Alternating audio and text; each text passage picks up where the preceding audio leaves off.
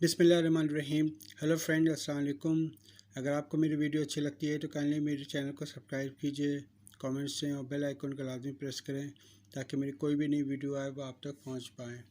आज का हमारा सब्जेक्ट है अकाउंटिंग, और अकाउंटिंग में जो टॉपिक मैंने चूज़ किया है वो नॉन प्रॉफिट कंसर्न है, जो कि 2018 के इंटर बोर्ड के इम्तहान में आया था। और आज का जो टॉपिक है ये inter commerce, BCom, O level, A level, BBA, MBA, MCom के स्टूडेंट के लिए बहुत इंपॉर्टेंट है। तो आइए स्टार्ट करते हैं। Following are the receipt and payment side of Asim welfare. Receipt side पर पहला अमाउंट है subscription 140,000, rent revenue 20,000, other revenue है 10,000, 10% लॉन्ग टर्म नोट्स पेबल 100,000, और यहाँ पे हिंट दी गई है कि interest is not be paid quarterly.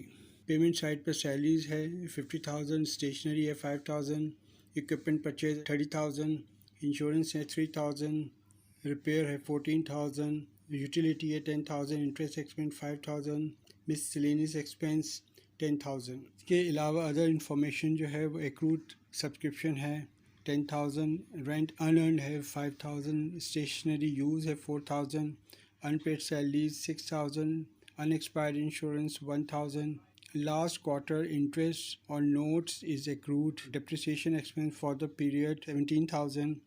required में ये मांग रहे हैं prepare income and expenditure account at the year end। तो आइए इसको स्टार्ट करते हैं। सबसे पहले ओनर का नाम या फिर फर्म का नाम आता है, तो यहाँ पर है आएगा आसिम वेलफेयर सोसाइटी। उसके बाद इनकम एंड एक्सपेंडिचर अकाउंट, और लास्ट में आएगा फॉर द पीरियड एंडेड दिसंबर 31, 2017। ये 3 लाइन की हेडिंग बहुत इंपॉर्टेंट है, एग्ज़ाम में इसके मार्क्स होते हैं। उसके बाद लेफ़्ट साइड पे आप हेडिंग डालेंगे इनकम, और राइट साइड पे आप हेडिंग डालेंगे एक्सपेंडिचर, और फिर बीच में लाइन ड्रॉ कर देंगे। फर्स्ट सब्सक्रिप्शन है 150,000, इसकी इंफॉर्मेशन दी गई सवाल में। क्वेश्चन के स्टार्ट में था कि सब्सक्रिप्शन हमारे पास 140,000 था, और एडिशनल इन्फॉर्मेशन में हमारे पास जो दी गई थी वो एक्रूड सब्सक्रिप्शन जो था वो 10,000 था।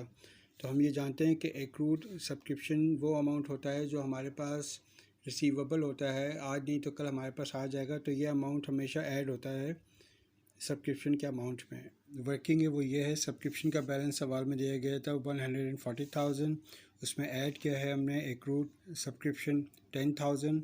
तो सब्सक्रिप्शन का जो बैलेंस हमारे पास आएगा वो 150,000 है। उसके बाद दूसरी हमारे पास है रेंट रेवेन्यू 15,000 है, इसकी इन्फॉर्मेशन भी सवाल में दी गई थी। सवाल में स्टार्ट में था कि रेंट रेवेन्यू 20,000 और रेंट अर्नड जो है हमारे पास वो 5,000 है। तो रेंट इनकम में हमेशा रेंट अर्नड जो होता है वो माइनस होता है। इसकी वर्किंग मैंने यहाँ शो की है कि रेंट रेवेन्यू का बैलेंस हमारे पास जो सवाल में दिया गया है वो है 20,000, और लेस अर्नड रेंट होता है 5,000। तो रेंट का जो बैलेंस हमारे पास आएगा वो है 15,000। उसके बाद फिर अदर रेवेन्यू की जो अमाउंट है वो सेम आएगी एज इट इज़।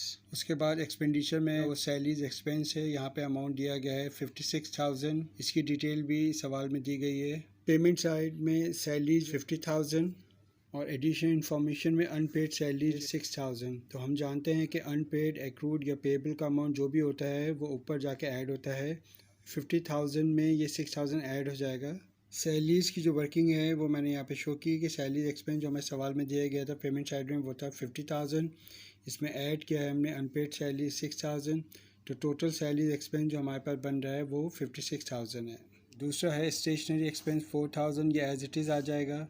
उसके बाद इंश्योरेंस एक्सपेंस जो है वो 2,000 का अमाउंट यहाँ आया है, इसकी इन्फॉर्मेशन भी सवाल में है।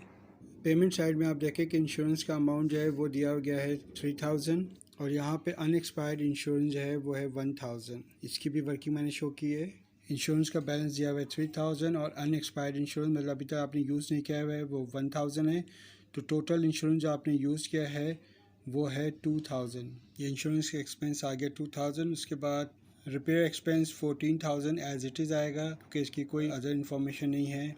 यूटिलिटीज़ एक्सपेंस भी सेम आएगा 10,000। उसके बाद इंटरेस्ट एक्सपेंस जो है वो यहाँ पे अमाउंट है 7,500, इसकी डिटेल हमारे पास सवाल में दी गई है। सवाल में हमारे पास इंफॉर्मेशन ये थी कि 10% लॉन्ग टर्म नोट पेबल का जो अमाउंट था वो था 100,000, और ये हिंट हमारे पास थी कि interest is not be paid quarterly. उसके बाद अदर इन्फॉर्मेशन में हमारे पास इन्फॉर्मेशन थी कि last quarter interest on note is accrued. उसके बाद इंटरेस्ट एक्सपेंस की जो वर्किंग है वो ये है कि 100,000 हमारे पास सवाल में दिया गया था, इसका 10% हमने कैलकुलेट किया तो 10,000 इसका अमाउंट आया है। और 10,000 का अमाउंट को हमने 4 से डिवाइड किया क्योंकि क्वार्टर जो होता है वो 4 का होता है, तो इसका मतलब आंसर आ रहा है 2,500। 5,000 का अमाउंट जो था वो सवाल में शो हो रहा था कि हमने पे किया हुआ है पेमेंट साइड में, जिसका मतलब है कि टोटल हमारा अमाउंट हमें पे करना है वो 7,500 है। ये 7,500 यहाँ आ जाएगा। उसके बाद मिससेलेनियस एक्सपेंस है 10,000, ये एज इट इज़ आ जाएगा। डिप्रिसिएशन एक्सपेंस 17,000 है, एज इट इज़ आ जाएगा। उसके बाद हमें करना क्या है कि इनकम साइड को हमने ऐड किया, हमारे पास अमाउंट आ रहा है 175,000। उसके बाद एक्सपेंडिचर साइड को भी हमने ऐड किया, जो अमाउंट कुछ कम आ रहा होगा, तो हमें इनकम के जो अमाउंट हमारे पास दिया गया है 175,000, उसको हमें माइनस करना है एक्सपेंडिचर के अमाउंट में से।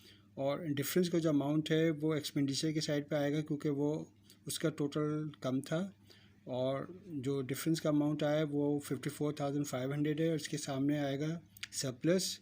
और इसके साथ ही आज का टॉपिक हमारा एंड होता है। Thank you very much.